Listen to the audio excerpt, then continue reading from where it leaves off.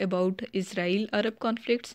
Now we will study only Israel Palestine conflict because Arab did not engage in war with Israel after the Camp David Accord.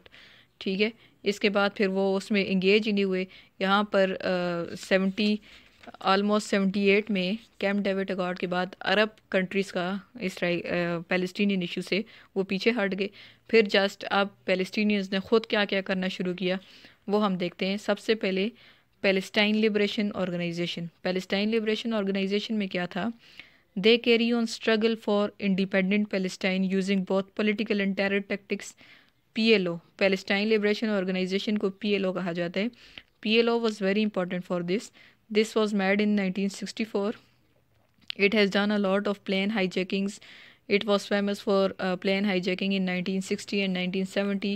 Famous leader of PLO is Yasser Arafat.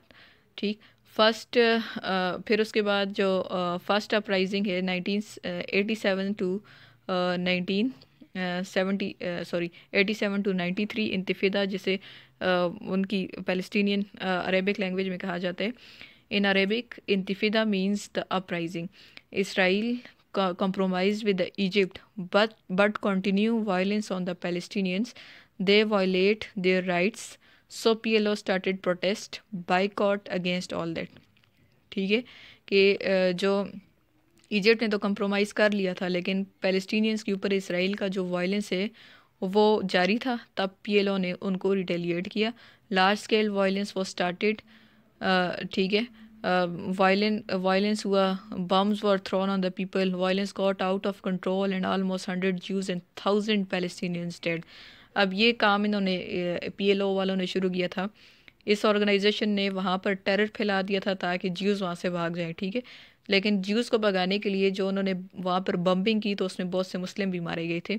और जो Jews इतने ज़्यादा नहीं बल्कि जो वहाँ पर Palestinians थे वो ज़्यादा वहाँ पर मारे गए थे। तो इसके बाद राइज़ ऑफ हमास हुआ। ठीक है, तो हमास में ये था कि Hamas rest from this intifada इस सरप्राइजिंग के बाद 87 टू 93 के बाद it was most extremist and nationalistic as compare to PLO. PLO was in favor of peace with Israel while Hamas did not recognize Israel and was of the opinion that Jews do not have right to exist on our land. ठीक है, उन्होंने simple ये कह दिया था। PLO में थोड़ी फिर भी थी कि हम यहाँ से ज्यूज़ को भगा कर कुछ पीस कर दें, लेकिन हमास का ये था कि ज्यूज़ को इतना सा भी राइट नहीं है कि वो हमारी लैंड के ऊपर एग्जिस्ट भी करें। तो उसके बाद ओस्लो अकॉर्ड हुआ 1993 में। In 1993 first major peace settlement happened in between Israel and Palestine government. ठीक है, अब ये दो मुल्कों का मामला है ना, तो फिर दो कंट्रीज़ के प्रेसिडेंट्स के दरमियान में ओस्लो अकॉर्ड साइन हुआ था। ठीक है, तो PLO leader Yasser Arafat and Israelis president Yitzhak Rabin, किसी जगह राबिन लिखा हुआ और किसी जगह राबिन लिखा हुआ है, तो यिट्ज़क राबिन जो था met for the settlement. They both are awarded with Nobel Peace Prize. They met under supervision of Bill Clinton. Bill Clinton उस वक्त मीडिएटर था और उसके अंडर ये मिले और इन्होंने और इनका मकसद पीस सेटलमेंट था। तब इन्हें नोबेल पीस प्राइज़ भी दिया गया। It is called Oslo agreement because after negotiation in Oslo the agreement was signed in Washington DC। Washington DC में ये जो एग्रीमेंट है साइन किया गया और agreement was that PLO recognise Israel. PLO ने रिकॉग्नाइज कर लिया इसराइल को। Israel government recognized PLO as representative of Palestinian people. Till 1991, PLO was banned and was recognized as terrorist organization. So this ban was removed and it was accepted as official representatives. ठीक है, उससे पहले भी ये organisation थी लेकिन उन्हें as a party election जीत कर भी उन्हें वहाँ पर नहीं करने दिया जाता था, लेकिन बाद में उनको रिप्रेजेंटेटिव एक्सेप्ट कर लिया इसराइल ने। और the crux of the agreement was that for 5 years violence should be abolished and after 5 years other issues would also been resolved. ठीक है, 5 सालों के लिए आप वायलेंस ख़त्म कर दें तो बाकी जो इश्यूज़ हैं वो 5 सालों के बाद फिर हम इसको सॉर्ट आउट करेंगे। Palestine Authority for self governance of West and Gaza was recognized. Palestine को वेस्ट बैंक और गज़ा जो है उस पर पैलेस्टाइन की अथॉरिटी को उन्होंने एक्सेप्ट कर दिया। फिर कैंप डेविड सेकंड, ठीक है, अब ये रेजोल्यूशन है, ठीक, वो रेजोल्यूशन की तरफ आ रहे हैं ना, तो ये जो कैंप डेविड अकॉर्ड है या जो ओस्लो अकॉर्ड है या कैंप डेविड सेकंड अकॉर्ड है, तो ये रेजोल्यूशंस हैं, ठीक है। हिस्टोरिकली हम रेजोल्यूशंस को देख रहे हैं कि इस कॉन्फ्लिक्ट को किस किस तरह से रिजॉल्व करने की कोशिश की गई है।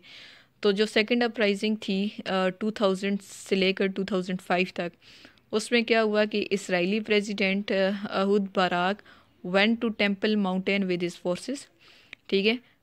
टेम्पल जो माउंटेन्स थी वहाँ पर वो अपनी फोर्सेस के साथ चला गया। Temple mountain is the Holi place for the Muslims and Jews both, ठीक है। यरूशलेम के अंदर जो माउंटेन्स हैं वो भी उनके लिए भी मुकद्दस समझा जाता है और हमारे लिए भी मुकद्दस समझा जाता है, ठीक है। तो Palestinians were raised on this and again violence was started.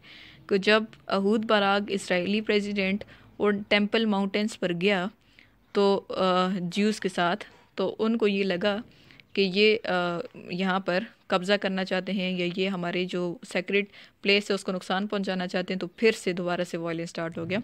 It was more violent than first इंतिफादा। 1000 ज्यूज़ जो है वो मारे गए और टोटल 3200 पैलेस्टीनियंस मारे गए, ठीक है। उनमें मुस्लिम्स भी थे, क्रिश्चियंस भी थे। तो कॉन्टीन्यूज़ बम्बिंग जो है वो स्टार्ट होगी। Terrorist attacks till 2005, all this was continue till 5 years। तो कंटिन्यूस बम्बिंग जो है वहाँ पर स्टार्ट हुई, टेररिस्ट अटैक चलते रहे 2005 तक, और ये अगले 5 सालों तक ये फिर कंटिन्यू हो गया कि जो उन्होंने मुआहदा किया था 1993 के अंदर कि अगले 5 सालों तक आप कुछ नहीं करेंगे, तो फिर 2000 के बाद फिर दोबारा से ये चीज़ें स्टार्ट होगी। चीज़ें सेटल होने के बजाय दोबारा से जो कॉन्फ्लिक्ट है वो राइज हो गया। तो इसके बाद क्या हुआ कि Israeli thinking and policies were changed, ठीक है। नेशनलिस्टिक पार्टी जो है वो जीत कर इलेक्शन में आ जाती है, which war against Palestine. rightward shift of the politics, they emphasize on managing the conflict because they knew that they can't solve it, ठीक है। एक तो कॉन्फ्लिक्ट रेजोल्यूशन होता है, मैंने आपको बताया था, जिसमें कॉन्फ्लिक्ट को सिरे से ख़त्म कर दिया जाता है, और एक कॉन्फ्लिक्ट मैनेजमेंट होता है जिसको वक्ती तौर पर ख़त्म किया जाता है। तो उन्होंने कॉन्फ्लिक्ट मैनेजमेंट के ऊपर तवज्जो दी। Withdrawal of Israeli forces from Gaza strip in 2005, और 2005 में गज़ा स्ट्रिप से इसराइली फोर्सेस विड्रॉ होगी। Jews were also displaced from Gaza because they knew that in any future settlement Gaza would not be included in Israel, ठीक है। Jews जो थे वो गज़ा से डिस्प्लेस हो गए क्योंकि गज़ा स्ट्रिप में किसी भी सूरत इसराइली रह नहीं सकते थे गज़ा स्ट्रिप में, क्योंकि साथ में इजिप्ट था। Elections were held in 2006. Hamas won the election and became more influential after 2006. Another party, Fatah, refused to accept government of Hamas. अब हमास जो है वो इलेक्शन में जीत कर आ गए, तो जो फतह पार्टी थी उसने इसे एक्सेप्ट नहीं किया। It form government for few time and later government was break, ठीक। 2006 में वो इलेक्शन जीतते हैं और 2007 में उनकी गवर्नमेंट ख़त्म हो जाती है। Hamas annexed while whole Gaza strip, Hamas became more powerful. अब जब हमास पावर में आए तो इसराइलियों ने क्या किया कि बदला लेने के लिए, क्योंकि हमास जो है वो थोड़ी टेरर ऑर्गेनाइजेशन थी, वो टेरर ज़्यादा फैलाते थे और वो बिल्कुल भी इसराइलीज़ के हक़ में नहीं थे कि वो पैलेस्टाइन की लैंड पर एग्जिस्ट भी करें। तो इसराइलियों ने क्या किया कि उनसे बदला लेने के लिए जो इंपोर्ट एक्सपोर्ट है वो भी बंद कर दी और गज़ा स्ट्रिप बिल्कुल उसे ब्लॉक कर दिया, इंपोर्ट एक्सपोर्ट रोक दी, और कोई भी चेक पोस्ट जो है वो क्रॉस नहीं कर सकता था, ठीक है। वहाँ पर उन्होंने अपनी चेक पोस्ट बना ली थी, और चेक पोस्ट सिर्फ उस सूरत में क्रॉस की जा सकती थी जो फ़ॉरेन आते थे या फ़ॉरेन शिप्स आते थे, वो गज़ा स्ट्रिप उस वक्त क्रॉस कर सकते थे जब इसराइल की जो नेवी है वो उन्हें अलाउ करे। Israelis are of opinion that this blockade is to stop supply of weapons rockets to the Gaza through Iran and other countries, ठीक। उन्होंने ये कहा कि ये जो ईरान से और दूसरी कंट्री से वेपन्स वगैरह आते हैं ये रोकने के लिए हमने यहाँ पे चेक पोस्ट बनाई है, और इसी वजह से थोड़े स्ट्रिक्टनेस है. But most of time food items and other aids of the UN are also stopped in blockade. That's why condition of Gaza has got ruined from the last 10 years. Unemployment reached to 40%. There is no electricity, water supply in the homes. ठीक है, फिर यही वजह है कि last 10 year से उनकी जो हालत है वो बहुत ज़्यादा ख़राब है कि फ़ूड आइटम्स भी वहाँ तक नहीं पहुँच पाती थी और उसके अलावा जो इंपोर्ट एक्सपोर्ट है वो भी कम थी. 3 wars also fought in 2008, 2012, 2014 in Gaza. 3 wars भी लड़ी गई. So Gaza is damaged a lot. Public infrastructure has disrupted and ruined. But in return में क्या हुआ कि Hamas is still launching rocket fires and they have made tunnels from where they entered Israel, blast bombs and again went back to Gaza. ठीक है, अब ये होता है कि हमास कोशिश करते हैं कि वो वहाँ से इंटर होकर उनकी जो वहाँ पर अटैक करते हैं और उसको जितना हो सकता है नुकसान पहुँचाने की कोशिश करते हैं. In these 3 skirmishes, thousands of the people have been died and both have targeted civilians. According to Geneva Convention, armies cannot target civilian in any fight. Almost all countries accept that, but in spite Hamas and Israelis targeted civilian. ठीक है, किसी भी जगह पे आपकी अगर किसी army के साथ लड़ाई है तो आप सिविलियंस को हिट नहीं कर सकते जेनेवा कन्वेंशन के मुताबिक. लेकिन इसराइलीस और जो हमास हैं वो दोनों इनको टारगेट करते हैं. अब जेरूशलम का क्या स्टेटस है? It is the old and big city and is Holi site of the Jews. Muslims and Christians are so important to all. ठीक है कि ये आप जानते हैं कि जो यरूशलेम है उसकी अहमियत मुसलमानों के लिए बहुत ज़्यादा है, ईसाइयों के लिए बहुत ज़्यादा है और ज्यूज़ के लिए बहुत ज़्यादा है. For Jews it is the holiest site. For Muslim it is third holy place after the Mecca and Medina. ठीक, ज्यूज़ के लिए पहली होली साइट है, मुस्लिम्स के लिए मक्का और मदीना के बाद तीसरे नंबर पर आती है. और फॉर क्रिश्चियंस के लिए ये इसलिए इम्पॉर्टेंट है कि यहाँ पर जो क्रूसिफिकेशन हुई थी, सूली पर चढ़ाया गया था जेसस क्राइस्ट को, वो यरूशलेम में किया गया था. तो इसलिए ये ईसाइयों के लिए भी इम्पॉर्टेंट है. ठीक है, ईसाइयों के लिए भी इसकी अहमियत को निगलेक्ट नहीं किया जा सकता. These 3 are called Abrahamic religion where Jerusalem is most important. ये जो तीनों इब्राहिमिक रिलीजन है इसमें यरूशलेम इम्पॉर्टेंट है. ईस्टर्न पार्ट ऑफ द यरूशलेम इज़ मुस्लिम पॉपुलेटेड. अब क्या है कि जो इसका ईस्टर्न पार्ट है वहाँ पर मुस्लिम है और जो वेस्टर्न है इट इज़ जूइश पॉपुलेटेड. ठीक है, और वेस्ट में ज्यूज़ हैं. In centre there are holy shrines. In 1967 Israel annexed entire city. 67 में उसने पूरा सिटी एनेक्स कर दिया था कि जब जो 6 days वॉर हुई थी अरब्स के और इसराइल के दरमियान में. And most of time Israel restrict access to of the people to holy sites such as Al-Aqsa Mosque. They restrict 18 to 50 years individuals for they do protest. Children and old people can go. Many restrictions like that are imposed from time to time. ठीक है, कुछ इस तरह की ये restrictions impose करते रहे हैं कि उन्हें मस्जिद अक्सा तक रिसाई नहीं देते थे और अगर देते भी थे तो बच्चों और बूढ़ों को दे देते थे. जो नौजवान थे और 50 साल की उम्र तक के थे उनको नहीं देते थे. तो Jerusalem has not been accepted as capital of Israel internationally. Israel said its capital is Jerusalem while world accept Tel Aviv's is capital of Israel. ठीक है, ये जो टेल अवीव है ये यहाँ पर आपको नज़र आ रहा होगा जेरूशलेम के साथ पर जिसके ऊपर जाफा लिखा हुआ है. तो इंटरनेशनली इसे इसराइल का कैपिटल समझा जाता है. ठीक है, all embassies are in Tel Aviv. सारी जो एम्बेसीज हैं वो भी यहीं पर हैं टेल अवीव में. तो Temple Mount is holy place for years. There is Dome of Rock. This place in Jews religion is known as holiest site. ठीक है, अब जो टेम्पल माउंट है ये उनके लिए होली प्लेस है. वहाँ पर रॉक्स हैं पीछे. ठीक है, काफ़ी. और according to Jews there is temple of Solomon which is historical Jewish figure. His first and second temple were made there. Al-Aqsa Mosque, which is in Jerusalem, is the holy place for the Muslims, from where Holy Prophet visit heaven. So this is third sacred place in Islam. After this, after this western wall, जिसे वेलिंग wall भी कहा जाता है, is also important in the Jews religion. ठीक है, western wall फिर उनके लिए इम्पॉर्टेंट है। जो रॉक्स हैं वो उनके लिए इम्पॉर्टेंट है, जिन्हें टेम्पल माउंटेन्स कहा जाता है।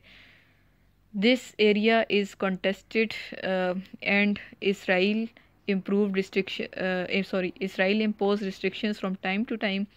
In fact, the place which is holy for the Jews are also not allowed to go there in order to avoid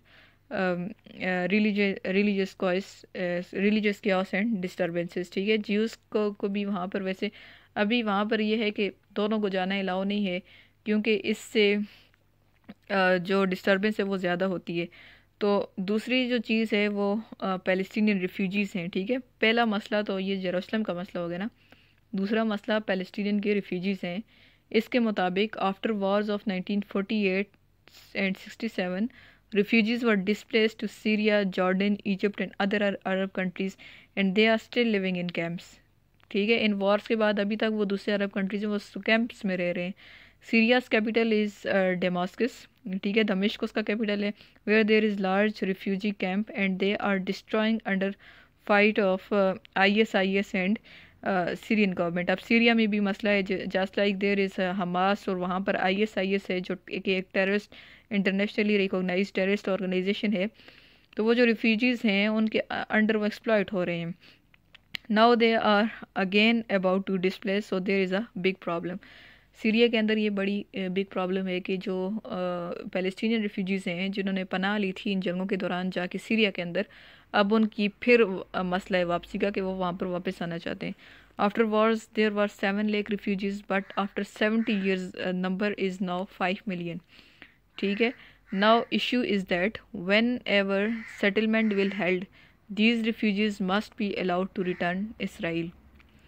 ठीक है, अब पहला मसला ये कि एक तो आपने जेरूसलम का मसला हल करना है कि जेरूसलम को किस तरह से डिवाइड करना है, क्योंकि वो 3 मज़ाहिब का इम्पॉर्टेंट होली साइट है। उसके बाद पैलेस्टीनियन रिफ्यूजीज़ हैं कि जब पैलेस्टाइन का मसला हल होगा तो उसके साथ उसके जो रिफ्यूजीज़ हैं उनको भी वापस लाना है इसराइल में। While Israel refuse on the account that if 5 million will back to Israel, this will allow for Jewish state because 80 lakh Jews are there and 50 lakh more will be dangerous for Israeli safety। ठीक है, कि अब वो एक तरह से 50 लाख अगर और आ जाते हैं, 80 लाख वहाँ पहले से मौजूद हैं, 50 लाख और आ जाते हैं तो ये इसराइल के लिए एक बहुत बड़ा ख़तरा है। तो इसराइल उन रिफ्यूजीज़ को एक्सेप्ट नहीं कर रहा कि जो सीरिया में चले गए हैं। दूसरे इश्यूज़ क्या हैं कि Israel's security concern over terrorist activities and civilian attack.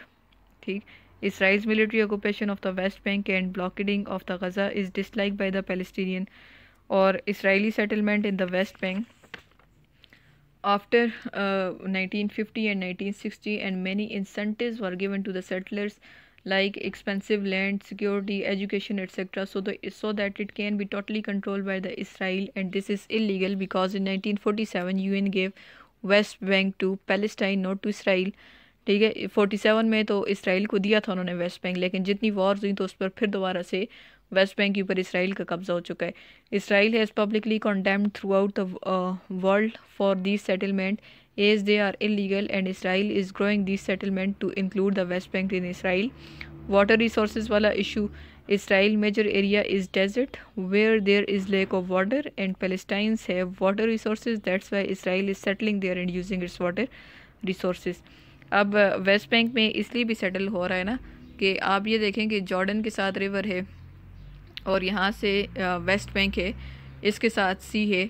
तो जो पैलेस्टाइन का ये भी है कि वो ऐसी जगहों पर शिफ्ट हो, अपना शिफ्ट करे जहाँ पर उसे पानी तक भी रिसाई हो। ठीक है, तो वहाँ पर शिफ्ट होने के लिए इसराइल जो है वो ये चीज़ें कर रहा है। तो वेस्ट बैंक वॉल जो है, the Israel made wall in West Bank to close it in 2002 which is almost 15 to 20 feet high। ठीक है, वेस्ट बैंक वॉल बना दी गई थी ताकि जो इनकी माइग्रेशन है वो टोटली वहाँ से ख़त्म कर दें। It will close whole Palestinian territories, there is no free movement of Palestinian people and Palestinian people, Israel is of the view that we made it for the security purpose to stop terrorist attack. ठीक है, अब ये wall उन्होंने ये कहा है कि हालांकि इंटरनेशनली ये अलाउ नहीं है कि एक चीज़ के ऊपर जहाँ पर कॉन्फ्लिक्ट चल रहा है और इंटरनेशनली इस कॉन्फ्लिक्ट को रिकॉग्नाइज कर दिया गया है तो उसके ऊपर आप वॉल नहीं बना सकते, लेकिन उसने इलीगली वहाँ पर वॉल बना दी है। उसके बाद हम देखते हैं कि करंट सिचुएशन क्या है पैलेस्टाइन और इसराइल की, और उसका वे फॉरवर्ड क्या है।